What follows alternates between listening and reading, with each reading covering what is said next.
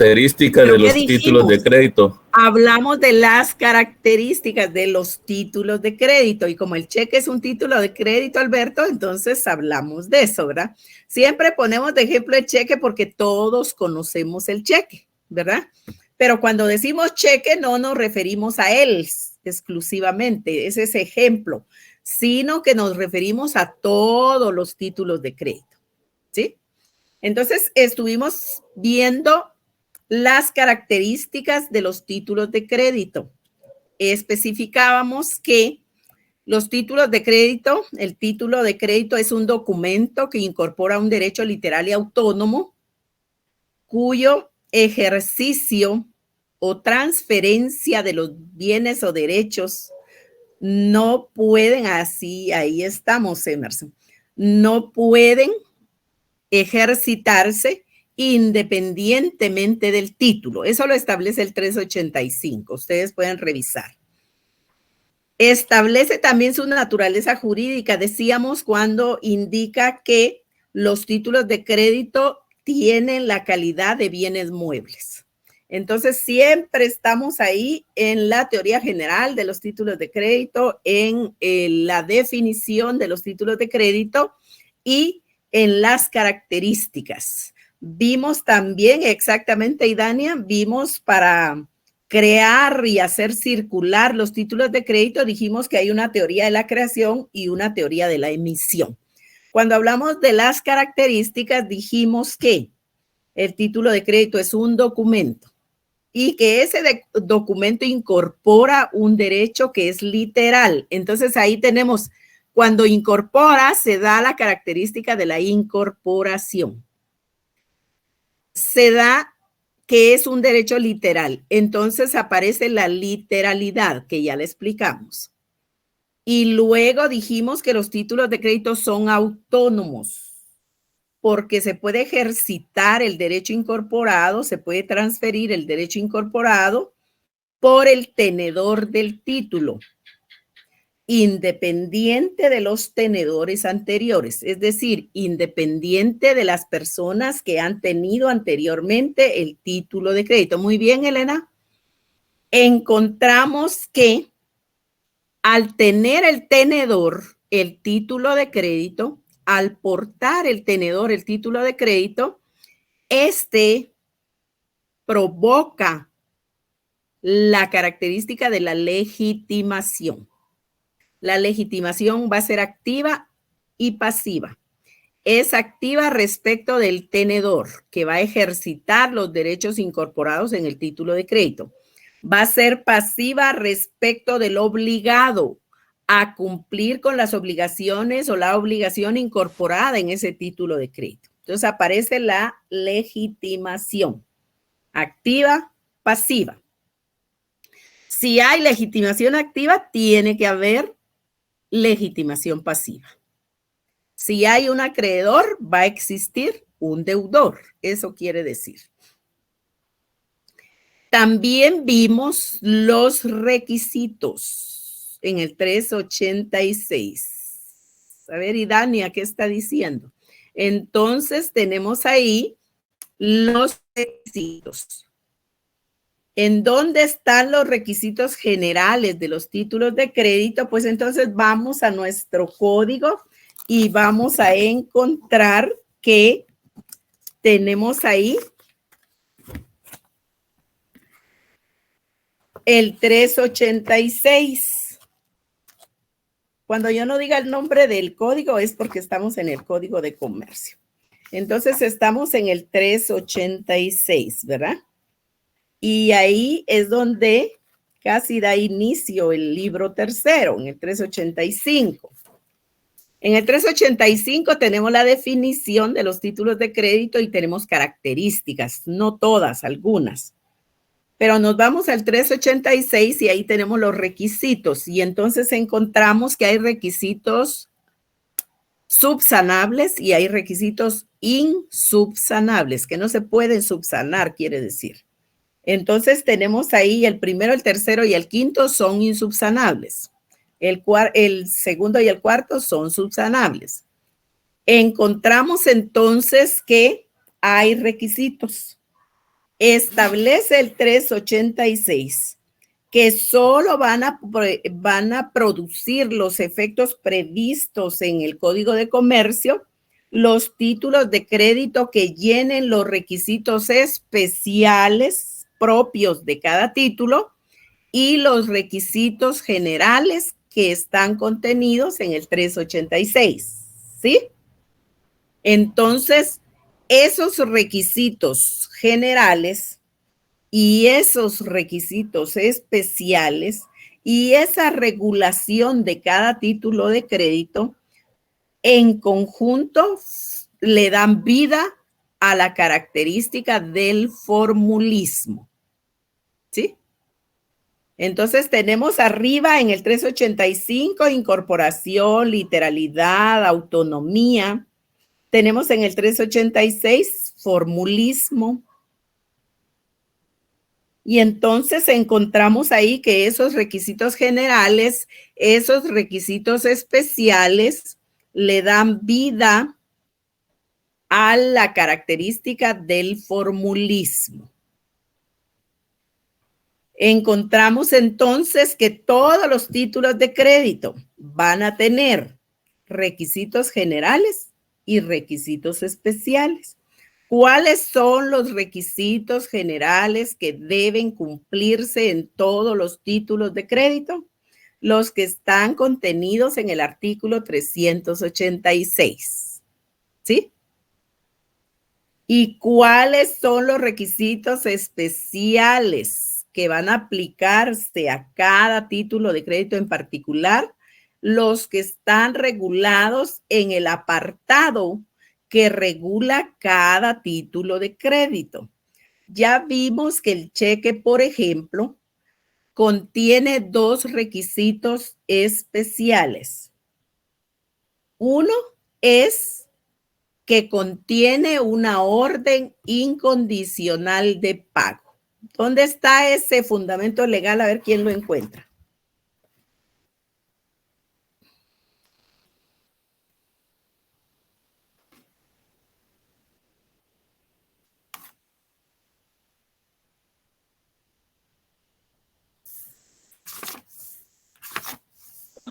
Licenciada, si no estoy mal, es el artículo 495.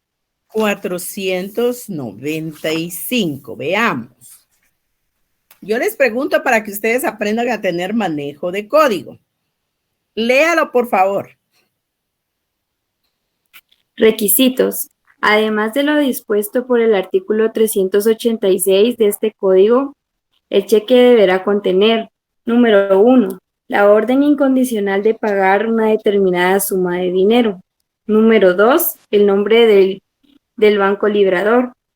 Cuando así se convenga con el banco librador, la firma autógrafa del librador puede ser omitida en el cheque y deberá ser sustituida por su impresión o reproducción. La legitimidad de la emisión podrá ser controlada por cualquier sistema aprobado por el banco. Solo le corrijo ahí, Helen. Cuando así se convenga con el banco librado, porque el banco siempre va a ser el obligado. Es decir, que los requisitos especiales van a ser, primero, la orden incondicional de pagar una determinada suma de dinero. Y segundo, el nombre del banco librado, Helen. ¿Sí? Ok. ¿Lo tiene así en su Gracias. código? Sí, librado, un banco librado. Vaya, entonces quítele esa R al final. Entonces, ahí tenemos que el 495, Michelle. Entonces, quiere decir que el cheque, por ejemplo, va a tener los 5 requisitos generales del 386 y los 2 requisitos especiales del 495. Y ahí ya cumplimos con todos los requisitos del cheque. Muy bien. Entonces, ¿por qué estamos haciendo esa conjugación de requisitos? Porque ellos en conjunto le dan vida al formulismo. Les decía que todos los títulos de crédito son creados para su circulación. Emerson, es 495 del Código de Comercio.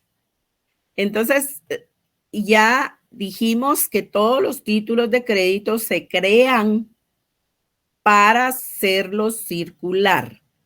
Si no hay circulación del título de crédito que fue creado, no sirve para nada.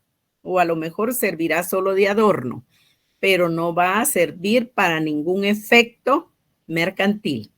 Entonces tenemos ahí la característica de la circulación. Cuando nosotros, eso Fabio, endosamos los cheques y los entregamos a otra persona o los entregamos al banco, lo que estamos haciendo es haciéndolo circular. Le estamos dando vida a la característica de la circulación, ¿sí? Ahora bien, pregunto, ¿en qué consiste o cómo podríamos explicar la característica de la abstracción? A ver quién nos dice. Buenas noches, licenciada. Hola, Idania. La abstracción se trata de que los títulos de crédito tienen un motivo del por el que se están creando, sin embargo, ese motivo no es necesario ponerlo en el título de crédito. Muy bien. Hay un negocio jurídico que le da origen al título de crédito, ¿verdad? Pero ese negocio jurídico no acompaña en toda la vida jurídica del título de crédito, sino se quedan en el principio. Por eso dijimos que se llama negocio subyacente, porque de él emerge el título de crédito, nace el título de crédito, pero eso no quiere decir que ese negocio jurídico subyacente va a estar yéndose a la par o adelante o atrás de ese título de crédito, sino que el título de crédito se abstrae del negocio jurídico, o sea, de esa relación de causalidad, ¿verdad? De ese nexo causal. ¿Por qué decimos que el negocio jurídico contiene ese nexo causal? Porque es la causa que le da origen a ese título de crédito. Entonces hay un nexo entre ellos, pero no hay necesidad que el título de crédito dependa de ese negocio para que sea válido, para que sea eficaz, para que pueda circular. El título de crédito circula solo. ¿Por qué? Por abstracción. ¿Sí? ¿Qué diferencia? A ver, ¿quién más nos dice? Exactamente, Emerson. A ver, Emerson, ¿qué diferencia encuentra usted entre la característica de la abstracción y la característica de la autonomía?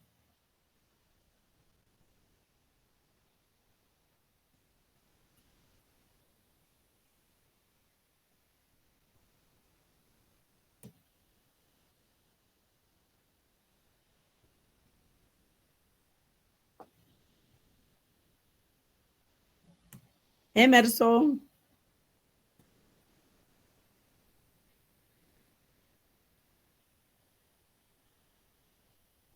¿Qué pasó, Emerson? Se nos perdió.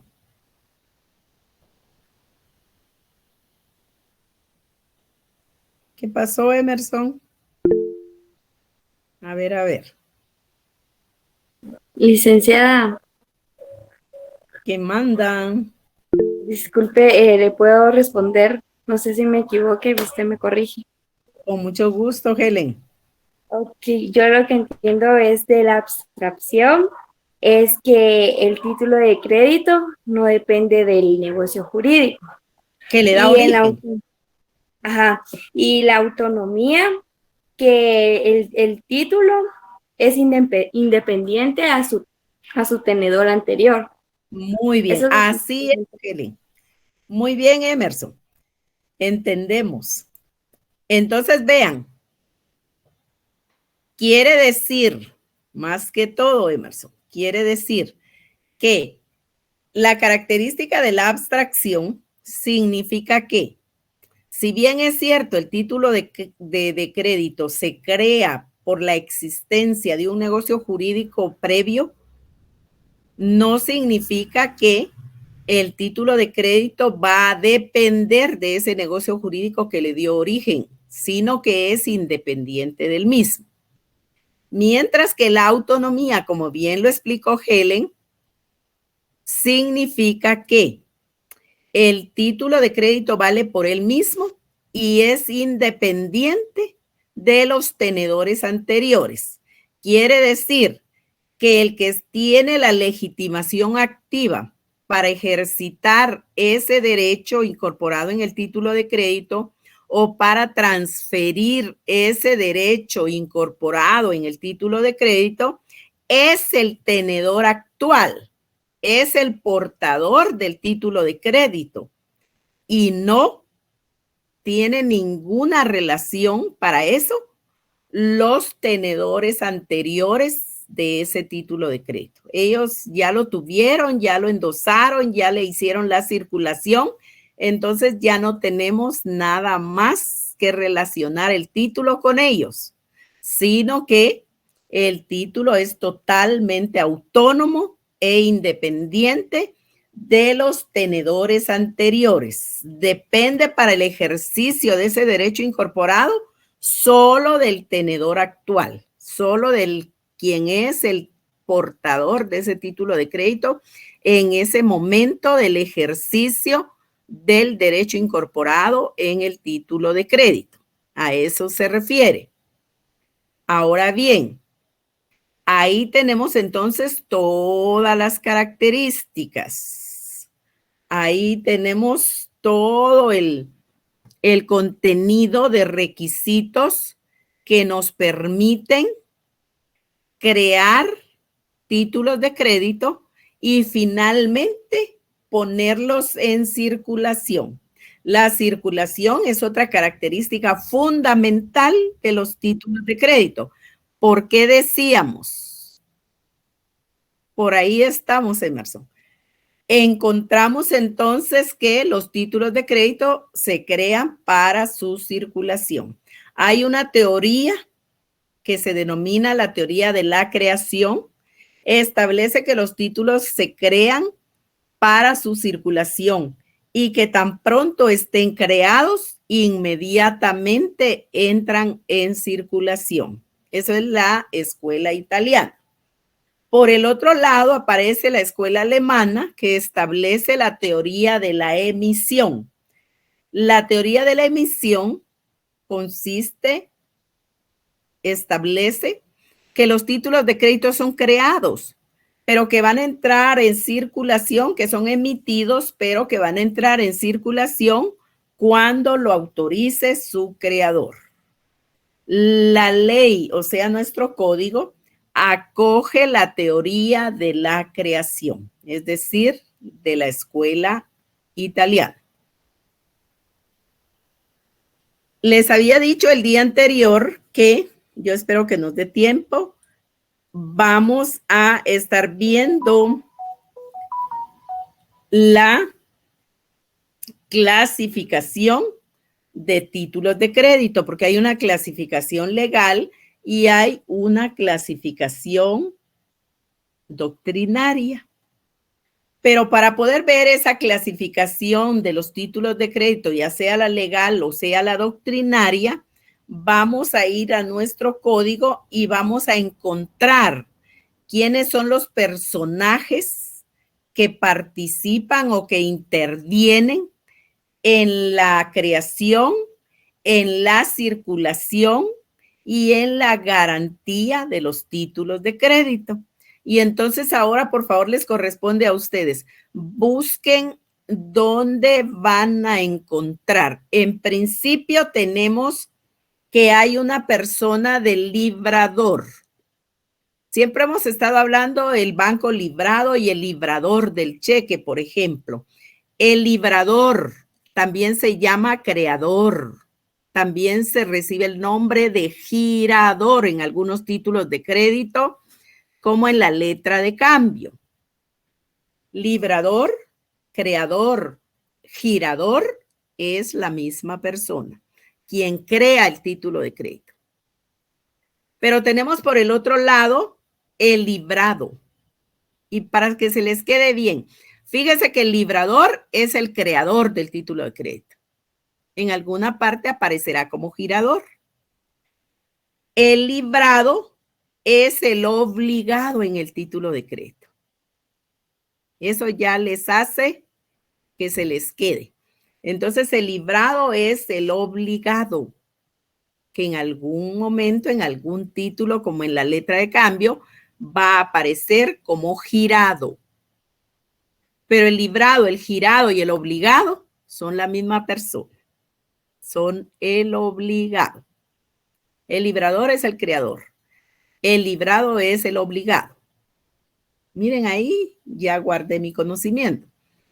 Y por el otro lado tenemos al tenedor, que hemos estado mencionando mucho. ¿Quién es el tenedor? El beneficiario de ese título de crédito. El beneficiario del derecho incorporado en ese título de crédito. El que va a ejercitar el derecho incorporado porque está legitimado para hacerlo. El que va a transferir el derecho incorporado en el título de crédito porque está legitimado para hacerlo. Entonces ahí tenemos el librador, el librado y el tenedor. El creador, el obligado y el beneficiario. Y en algunos casos les decía el girador y el girado.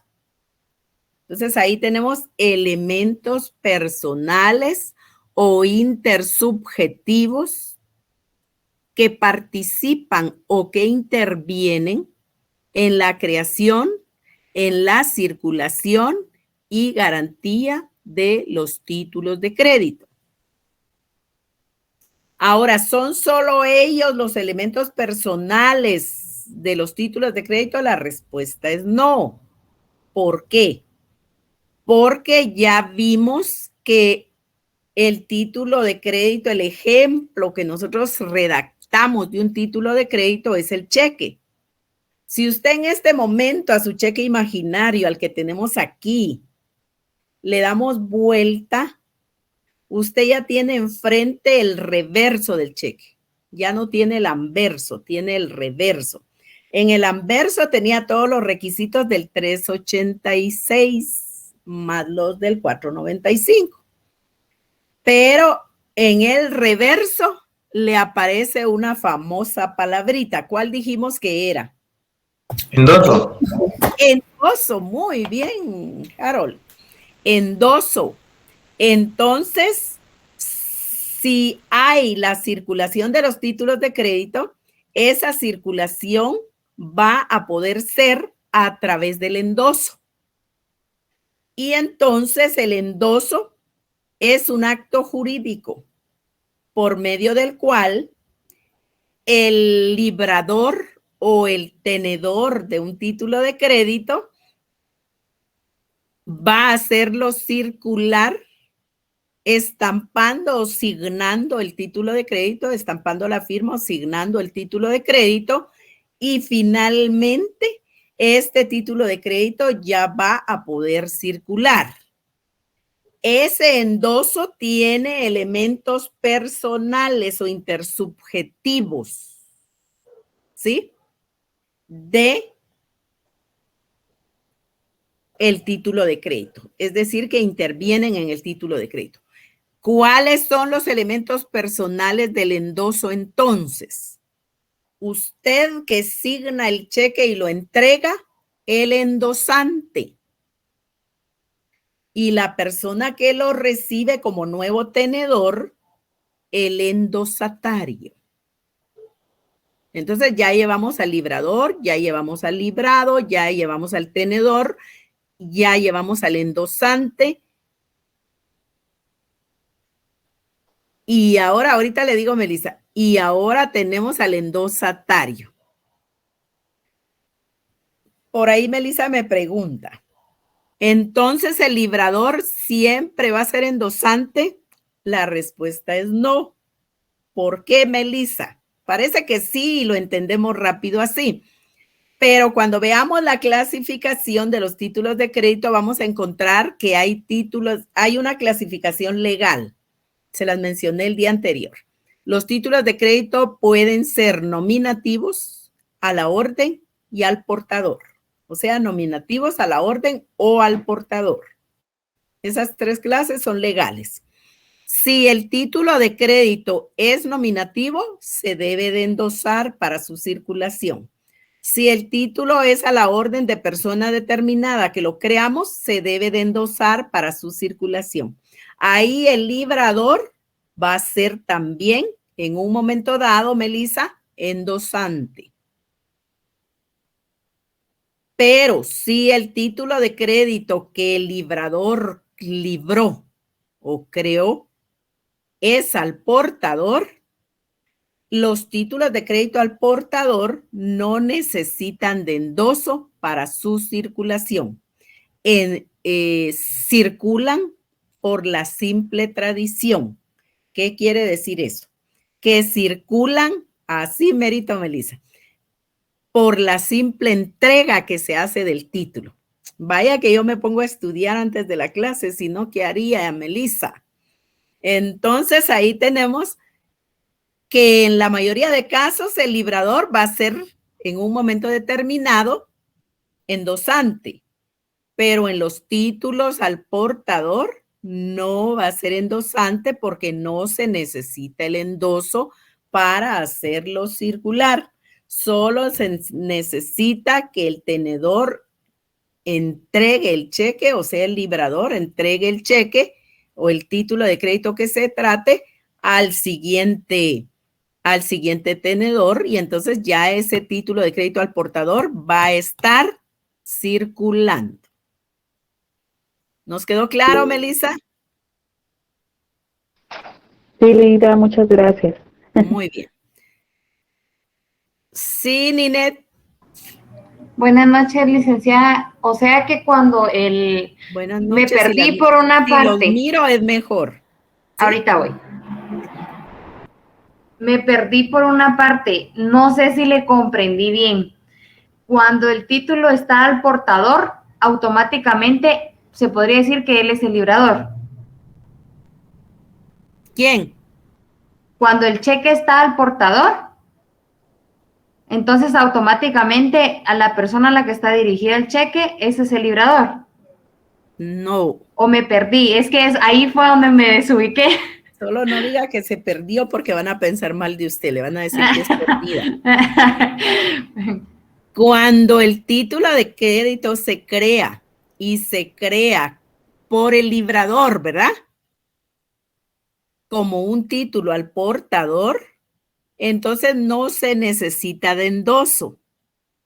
Entonces el librador no va a ser endosante, solo es librador y entrega ese título al portador a otra persona, y esa otra persona se convierte en el nuevo tenedor. Y entonces el título de crédito al portador ya está circulando. ¿Sí? Ahora sí, gracias, licenciada. Muy bien. Entonces ahí tenemos los títulos de crédito nominativos a la orden y al portador, que dos de ellos van a necesitar endoso, el nominativo y el creado a la orden de persona determinada. Entonces esos dos van a tener endosante, y el que recibe el título va a ser endosatario. Entonces ahí ya tenemos otros dos elementos personales: librador, librado, tenedor, endosante y endosatario. Llevamos 5. ¿Sí? Pero luego encontramos que los títulos de crédito que van a hacer circular dinero son susceptibles de ser avalados. Y entonces nace una nueva figura, así como nació el endoso, nace una nueva figura que se denomina aval. Y entonces este aval tiene elementos personales. un elemento personal que se denomina avalista y otro que se denomina avalado. Solo quiero decirles que, nos quede claro, el aval no avala al avalado. El aval avala, o sea, garantiza el cumplimiento de la obligación contenida en el título de crédito. Entonces, el avalista garantiza la obligación que está contenida en el título de crédito. Pero, obviamente, el aval consiste como un acto jurídico en que el avalista se obliga al cumplimiento de la obligación cuando el obligado no cumpliere. Es decir, para que ustedes lo comprendan más fácil, que por ahí voy, Fabio, no se me adelante. El aval es a mercantil lo que la fianza es a civil. Cuando hablamos del avalista, estamos en mercantil, y cuando hablamos del fiador, estamos en civil. Si usted me dice que en el aval hay fiador, malo en el primer parcial. En mercantil va a haber aval, no fianza. Y entonces va a haber avalista, no fiador. Fiador y fianza son términos del derecho civil, son instituciones del derecho civil. Mientras que avalista, aval y avalado son términos del derecho mercantil. Ahora sí lo entendemos mejor, el aval.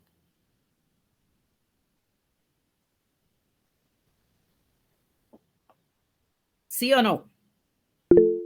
Sí, licenciada, gracias. Muy bien, Estefanía. Buenas noches, licenciada. Solo una consulta. Mejor pregúntenme porque toda consulta se paga. Tiene razón. Abogada.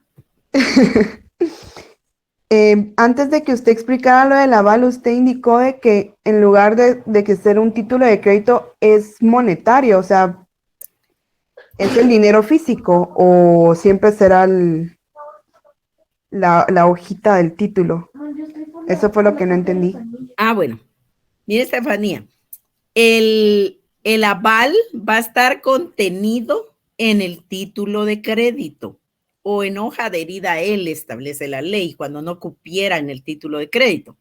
¿Por qué razón? Por la característica de la literalidad. Lo que está dentro del título de crédito tiene validez y eficacia. Lo que está fuera del título de crédito no vale, a menos que el elemento personal que está creando esa parte del título de crédito haga la observación que va a ir en hoja adherida a él, a ese título, ¿verdad? Entonces, ahí estamos. ¿De qué me decías? Sí, Evelyn.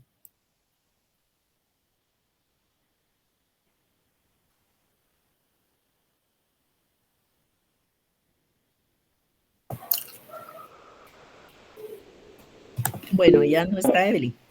Perdón, licenciada, sí le decía de que sí estaba bien entendido lo que nos estaba explicando, Lida. Ah, bueno. Muy bien. Es que yo les respondo a todos para que no se queden con dudas. Sí, Araceli, ¿usted quería decir algo? Sí, licenciada, el aval, ¿quién lo pone en el título de crédito y exactamente para qué sirve? Bueno, dos preguntas en una. El aval se representa por la firma de la persona que se convierte en avalista a través de la firma. Puede ir, ya después vamos a ver fundamentos legales y ahí les va a quedar más claro. Puede ir dentro del título de crédito o en una hoja adherida al título de crédito? Ya le respondí la primera, Araceli. Ahora la segunda, ¿para qué sirve? Sirve para garantizar por medio del avalista la obligación contenida en ese título de crédito donde aparece el avalista en el caso de que el obligado no cumpla con esa obligación. Es decir, que ahí aparece la garantía del cumplimiento de las obligaciones contenidas en los títulos de crédito. Si usted observa la diapositiva, estamos hablando de los elementos personales que intervienen en la creación del título de crédito.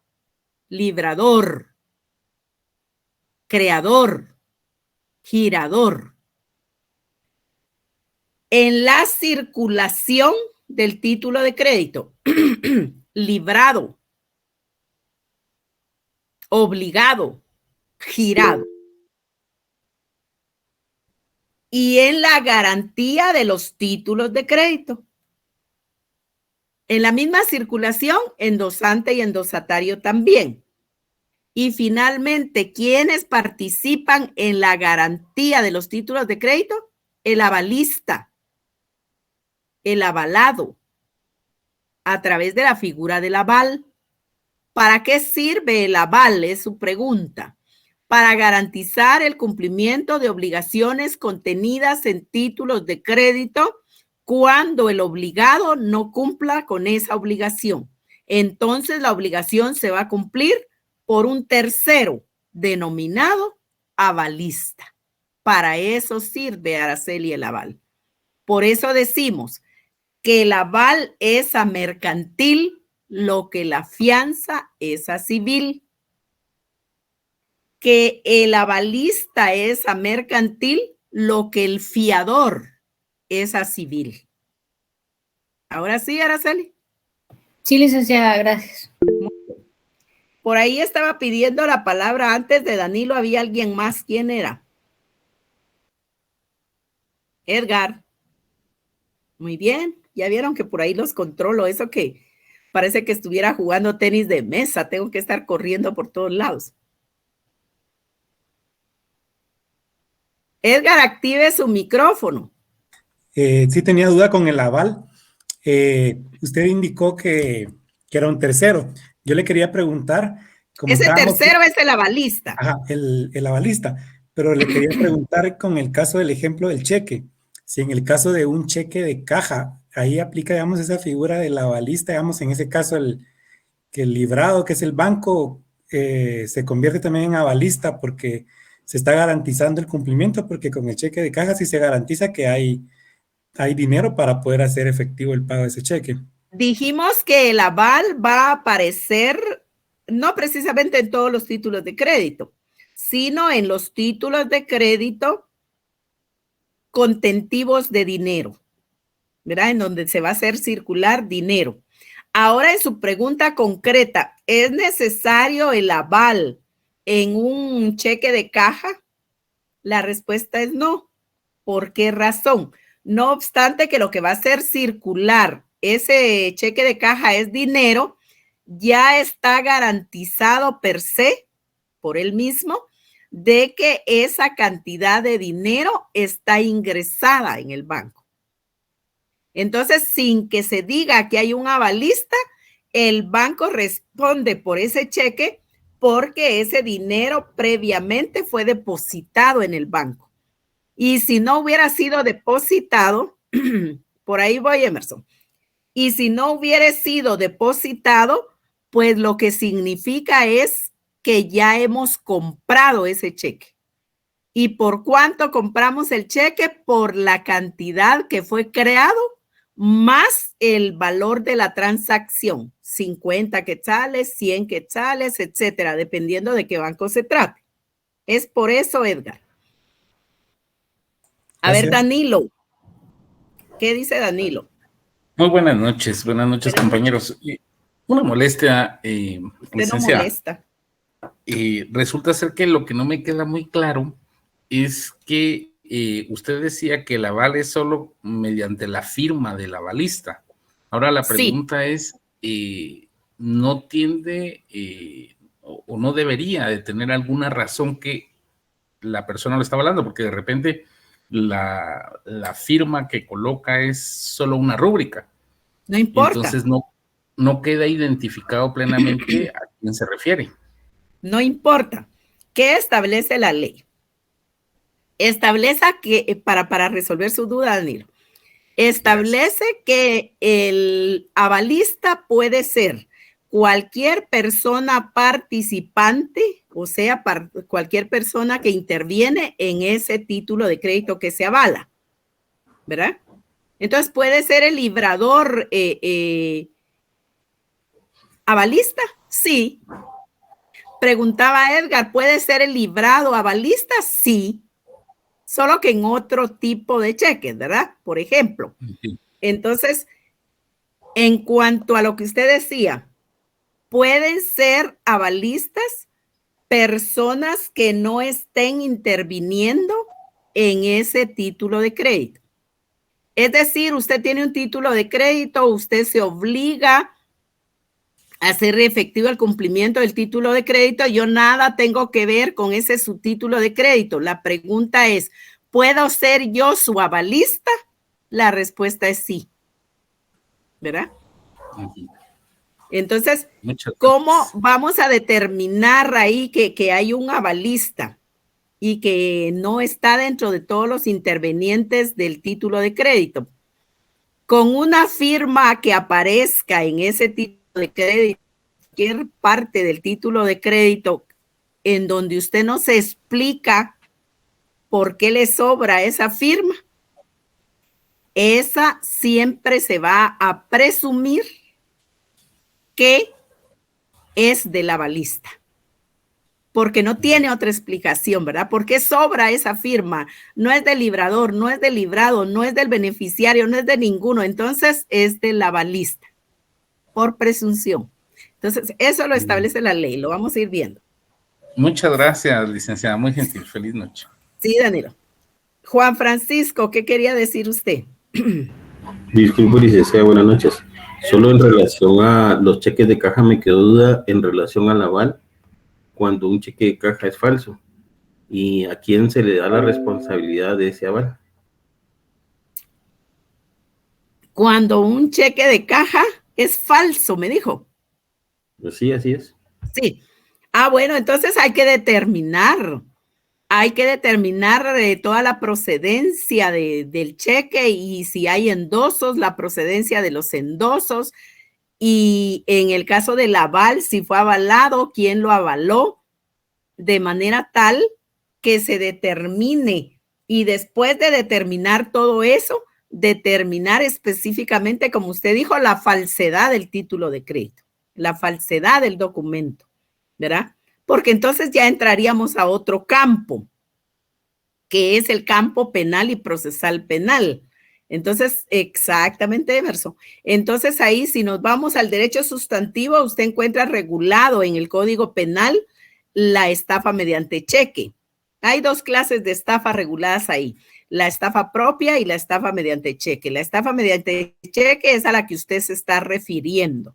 Y entonces se la vamos, dependiendo cuál ha sido la circulación de ese título de crédito, nos venimos en sentido regresivo para investigarlo y obviamente tiene que quedarse con la procedencia, ¿verdad? Entonces ahí es donde se determina que hay un ilícito, que hay un tipo penal que está violentando su patrimonio, ¿verdad? Porque nadie se puede enriquecer en menoscabo del patrimonio de otra persona. Entonces ahí es donde encuadra en mercantil se denomina la protección penal del cheque y entonces se refiere a la estafa mediante cheque. Fundamento legal en el Código Penal y trámite de ese ilícito penal en el Código Procesal Penal, ¿verdad? Esa instancia de parte, o sea, a instancia privada. Eso sería lo que ocurriría, Juan Francisco. Muy amable, licenciada, gracias. Bueno, por ahí nos estaba diciendo Estefanía, siempre. ¿El avalado sería el beneficiario de la obligación? Pregunta Estefanía. No precisamente. ¿Podría ser? Sí, podría ser. Un tenedor podría no solo tener el título, sino decir, bueno, también yo me hago responsable. Si no paga fulanito, lo pago yo, ¿verdad? Entonces, porque puede ser cualquiera de las personas que intervienen en el título de crédito. Ahora bien, Estefanía, si no fuera ese el caso, va a ser una tercera persona que no tiene nada que ver con los títulos de crédito, como yo le decía ahí a Edgar, creo yo que fue, que no tengo nada que ver con su título de crédito, pero ¿puedo ser yo avalista? La respuesta es sí, ¿verdad? ¿Por qué? Bueno, porque conozco ahí a Edgar, o porque yo le tengo un adeudo, o por cualquier razón, ¿verdad? Entonces puedo ser su avalista. Eso quiere decir que puede ser cualquiera de los elementos personales o intersubjetivos que participan de ese título de crédito, ya sea en su creación, en su circulación, en cualquier momento, o puede ser otra persona, fuera de las que intervienen en ese título de crédito. Eso responde su pregunta, Estefanía.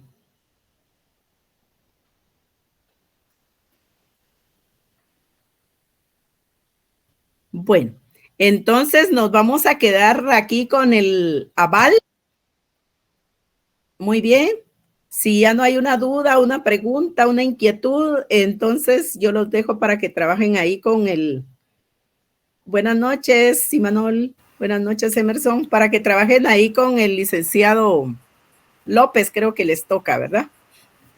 Feliz noche, licenciado. Que tengan buenas noches. Un gusto saludarles. Gracias, licenciada. Feliz noche. Igualmente para ustedes. Igualmente.